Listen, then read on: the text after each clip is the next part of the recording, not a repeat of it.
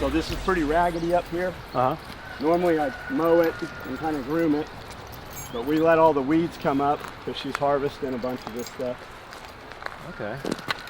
But you'll see here in a second how this all works.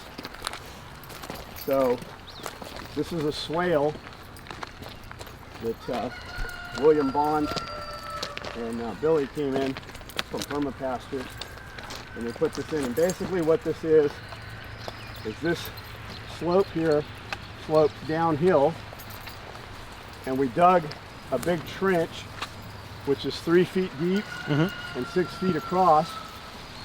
So all the water falls down this hill and collects in here. Yeah. This is the downhill. So if Brandel doesn't get hit by lightning here, this is the downhill, and the water sits against this berm and wicks up, and it self-waters all of these. So that's a nitrogen fixer. That's a fruit tree. So it's NAP, nitrogen, apple, pear. So you have a nitrogen between each fruit. The roots spread out, and the nodules off of there feed both of these trees. And then you put in what's called a guild. So we put blueberry, oregano in an X, and we plant all kinds of strawberries and carrots and other stuff around here. So this berm is actually full of all kinds of stuff, but the power company came through and cut all this and destroyed the berm recently. Gotcha. But it's all self-watering, this whole thing. So this little pond here, we cut this on 1 degree. So all the water goes in here, and it all flows backfill and fills this pond. Once that pond's at level, it runs backwards, and then it fills into the middle pond. And then that middle pond evacuates and actually ends up in the bottom pond. Ooh. And the bottom pond is 65 feet deep. Oh, This one's about 20 when it's at level. But they work perfect. And then we have little micro swales over here. There's 9 of them, and they ping pong back and forth as they overflow. And in those micro swales, and it's a big old spike, in those micro swales we put hybrid poplar, willow, and mulberry. And we use those as fodder trees. So we can take those and cut any of the branches or leaves off of those and direct feed them to the rabbits. Or we can compass them. When they get up at about 7-8 feet, we just chop them off at about 3 feet. And then we run all of that material through a wood chipper, and then we take that and we set it up as silage. So we basically ferment that, and that'll store up to 24 months, and we can feed that to any of the animals on the property. Is that recording audio? Yeah.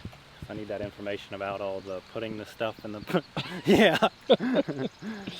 You should check out Permapasture Farms and William's working out of his old homestead. They put in a food forest like 5 years ago in Texas, and he just moved back, and the property's been untouched for 5 years, and he's been there for about 6 months now, and he's like scything every day, not using any like not using any mowers or nothing. He's just cutting like he'll come through and cut this whole strip down one day, and every day on Instagram he just does like 5 minutes of scything.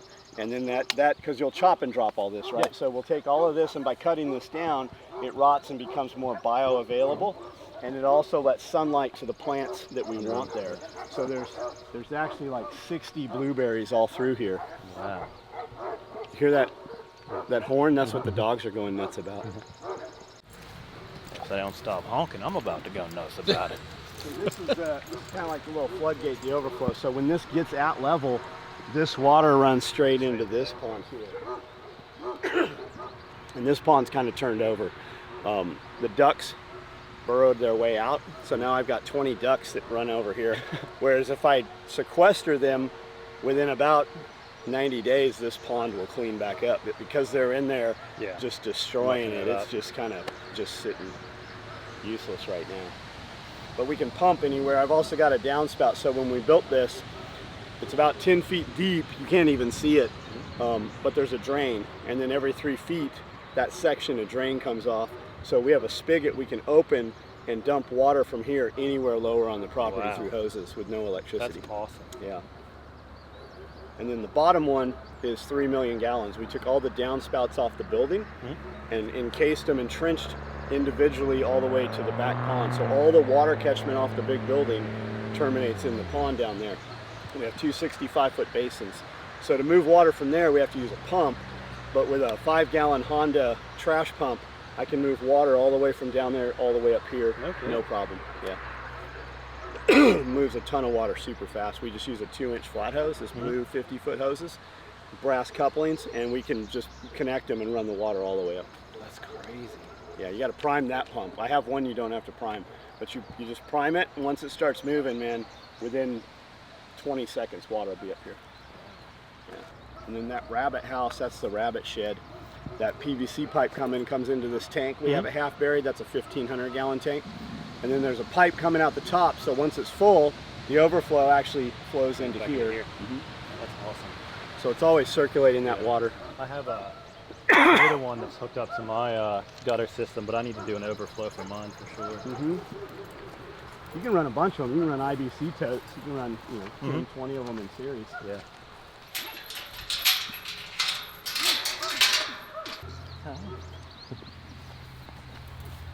We put all the baby bunnies in these, and then we move them every day, and they just mow the grass now. Oh. Yeah, And so by you don't putting have to them out on grass, it cuts the feed bill in half. We only have to feed them half as many pellets. Really? Same thing with the chickens. You can see where they were Yeah. versus where they go. So we put them on fresh grass.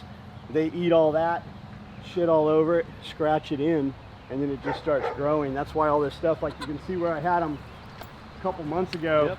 That's a patch of sunflower seeds that sprouted up there. And it's just growing the grass. So like when we moved onto the property, the entire property was just this red clay. We had no topsoil at all. Wow. So we had the power company was dumping all their wood chips here, and then we ran. We had 23 goats that were just running around, and then for the last maybe 3 years, we run chickens in the tractor. So we move them every day. And like midsummer when we put the drone up, you can see a 30-day progression, and where they were, it's scalped. And then it starts to grow, and then 30 days later, man, it's just like 100 volts more. The green is just so much brighter. And that's what built all the soil, was just running the animals over it. That's nuts that it works that good and that's how it's supposed to be done. This was actually a gravel pit. Like they had equipment out here. They were mining gravel and trommels for rock and shit. There was literally nothing would grow here but like blackberries and these pine trees. And now, like none of this stuff was here. None of this grass, none of it. And then we'll bring in like orchard grass, just cut rolled grass, roll it out, and then put sheep over it. So the sheep will eat what they want, and then shit all over it, and their hooves will push the manure in the soil. So the next year when it grows, it'll grow the seeds off of all that grass. And we just put in, like every couple of weeks we put in a few more trees, but like we just did these 3 little trees through here. That's an apricot. I think there's a fig over there, and I don't know what the third one we put. Do you remember what the third one was? It wasn't a pear, was it? Might have been. We got over 120 fruit trees now. That's insane. I've never eaten a fig in my life until I came here. Aren't they good? Yeah, I like love the doing first day figs it was over because here. when we started putting the trees in, we didn't know how to put them in. So we have a bunch of dudes come in and they're like, put us to work. I'm like, okay, here's shovels. And we would dig like a 4-foot by 4-foot deep box. And I'm like, okay, we know this dirt's no good, so we put what we thought was good dirt in there. But what we were really doing is we put good dirt, put the plant in there, and then when it would rain over the months, that box held all that water. So for a year or two, we'd get this awesome tree, and then it'd die. And when you pull it out, the roots were gone. It was just rotting the roots out. So then we learned, okay, we need to cut a trench line so the water can evacuate.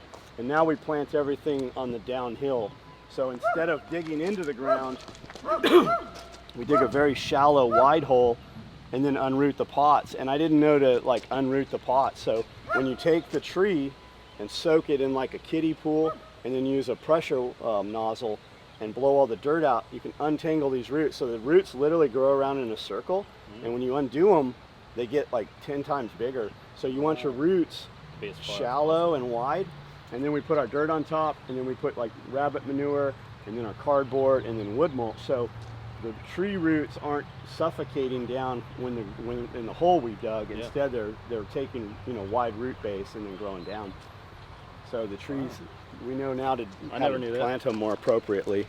Yeah, I learned more off that last Man, Tim, yeah, Tim. That has last so thing much for knowledge. trees. And what we've I've had learned. like big name horticulture and permaculture guys come in, and you pick up just something different from each one of them, some other little trick. But the figs, when we put them in, they were the one things that always succeeded, and they put out a huge calorie crop. So I'll just drive by in the morning and just eat so many figs. I'm like, oh shit, I've eaten so many figs, I'm gonna get sick from this. I better stop eating figs. So those wheeled carts there, I started buying them in a Tractor Supply years ago because I could roll them around, and then that's the kitchen. So having the garden right outside the door was ideal. So we put up all these 4x4s, and in about 3 months it'll get so hot here that all that stuff will just like fall flat on the ground. So we put shade cloth across it, and it just brings it all back to life. And then in the winter, we can roll them into the greenhouse and sustain it for almost another 6 months. That's so smart. Yeah, it works so well, man. And in the greenhouse, because it's so warm in the day and humid, it catches the humidity and then it rains back and waters itself. So we never really used the back area back here. And we just put the sheep out here this year.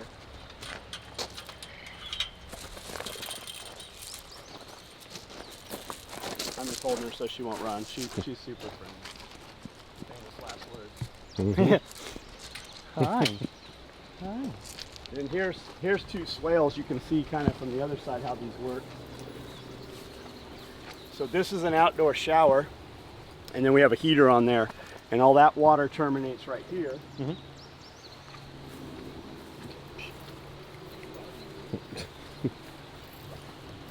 then we've got red buds in here. There's figs right there. We've got all these white flowers. This is all cilantro that went to seed. You can smell the cilantro right now. And then this is full of carrots and strawberries. There's over 600 strawberries planted in these two. And then that's comfrey right there. You can take comfrey, they call it bone knit. It'll heal bones. Really? If you put it on a big wound, it'll heal it so fast, it'll heal the outside before the inside gets a chance to heal. And then we use that comfrey salve. Amanda makes all kinds of different things out of it. But that's a peach tree. I put in a couple more figs in here. I need to come down and chop and drop. But that's that wild lettuce right there. They call that nature's morphine. That big. Yeah, that tall. Yeah, the spiky one. But most of everything in here has a crop that you can actually eat. Now some of the grasses have taken off. All the purple you see there, that's purple, that's clover, red clover. And then there's white clover through there, which is a nitrogen fixer. And we'll walk over to the pond here. But like it used to all be like this, but having the sheep out here where they're just eating and shearing, but having that clothed animal, it just kind of aerates that soil. Yeah. Ideally, you can find them. So we call them tractors, but really it's just a cage on wheels, and I have a 10 by 20. And we put them in that 10 by 20, and then we move that twice a day. Okay. So we feed them cut grass and stuff, and they eat all the seed heads off of there. But if we're running them on this material here, you want to move them very frequently. You only want them to eat the top so that they're not eating off the ground, so they never have a parasite load, so you don't have to vaccinate them. Gotcha. So if you move them... Turkey? That does sound like a turkey. Uh-huh.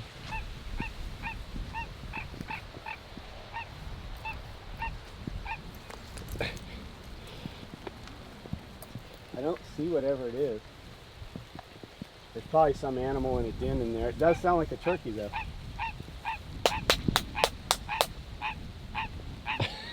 I haven't seen a turkey here in a long time.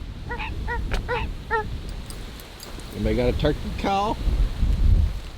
There's a huge den right here the dogs must be using. Yeah. Dang.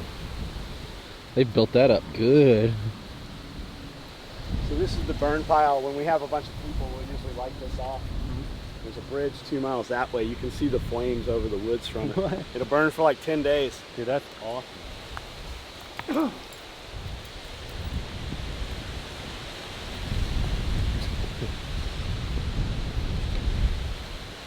got to be a turkey. I would assume At so. first I thought maybe it was the quail, but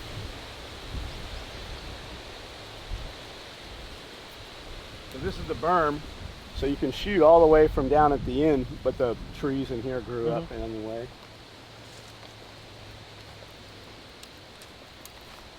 So this was always the lowest part of the property, and you would come back and there was a big straightaway through here, and then it would S through 4 or 5 times. There was a double jump and triple jump, but it always held water back here. Yeah. And I was telling the guys, I'm like, hey, go back there with the excavator and just trench it out, let the water out. Tim's like, man, we should put a pond in here. I'm like, have you ever dug a pond? He's like, yeah. Do you All stock right. it? Put a pond, we did, yeah. Yeah. That's so cool. Yeah, we put 300, we put 100 hybrid bluegill, 100 red ear sunfish, and 100 shell crackers in. Wow. And I need to put, I've got 2 deer feeders. I need to put them here and just use them to feed fish food. Yep. But I come through with a pitcher and just hand feed them, dude, and they jump. There's fish in there that are like this big. Man. Some snappers too. Yeah, some snappies. And then the overflow runs down. I got 2 little retention ponds down here that are full of crawfish. That Louisiana special. Mm. I think that's where they eat them at. I don't know. I don't know We either. got- Never had one. We got huge bullfrogs in here.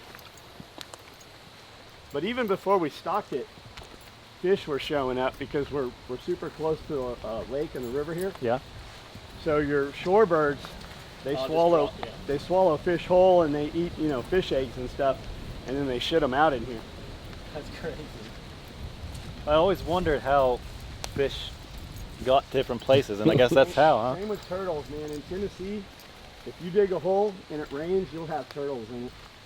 Like we had just started digging this pond, and giant snapping turtles were showing up. It's like they can sense it. So we had 2 ewes and 1 ram, and they had 2 babies this year. So I've got 1 extra ram here, so we're gonna put that in Brandel's car. He's gonna take that home. Perfect. Perfect. Should you only have 1? 1 ram? Yeah. No, I have 2 right now. Oh, okay. That's why you're taking 1 home. Yeah. Do you only need 1? Yeah, I only need 1. Okay. Yeah. I don't want brother breeding back. Yeah. Yeah, true. You're not down with the syndrome? I don't know if it matters in sheep that much, but Not worth the chance. we've got a good male, and if anything, I'd bring in a different Yeah. bloodline. This is so cool. Like when you start talking like prepping or survival and stuff, especially as a young guy, you're like, I'll just go on my own and I'll go hunt in the woods. All I need is guns and that all goes out the window. Yeah. Once you've got a woman and you know some kids. changes real quick. Yeah, it changes really fast. So I think the ultimate goal of like a prepper is a homesteader, where it's self-sustaining and water and food production and stuff. Yep. I've got her. I built this thing from the bottom, they tore it down, I rebuilt it. I give myself a task, you can bet your ass I fulfill it. Yeah man, I'm talking about realest, one of the realest to try. My family, SOE,